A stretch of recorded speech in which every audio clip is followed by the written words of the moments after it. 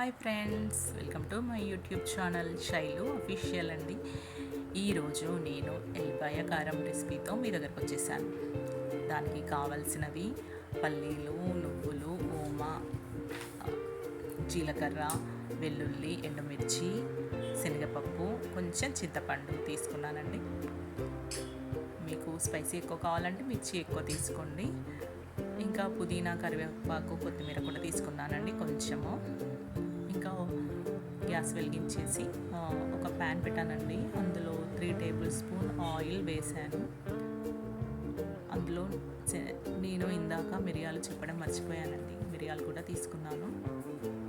ప్యాన్లో శనగపప్పు వేసానండి. కొంచెం గోల్డెన్ బ్రౌన్ వచ్చాక అందులో పల్లీలు, కొంచెం కాజు తీసుకున్నానండి టేస్ట్ కోసమని.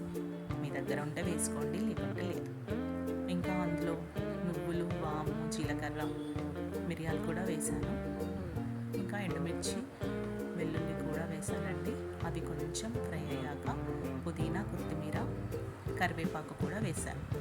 ఇంకా లాస్ట్లో చింతపండు, పసుపు వేసానండి. ఇంకా సాల్ట్ కూడా మీకు ఎంత కావాలంటే అంత వేసుకోండి. నేనైతే ధనియా పౌడర్ వేసాను, నా దగ్గర ధనియాలు లేవు. కొంచెం చిల్లీ పౌడర్ కూడా వేసాను. ఇంకా గ్యాస్ ఆఫ్ చేసేసుకోండి. చల్లగా అయిన తర్వాత నేను మిక్సీ జార్లో తిప్పేసుకున్నానండి. చూడండి, ఇంత పొడి పొడిగా చాలా బాగవుతుంది.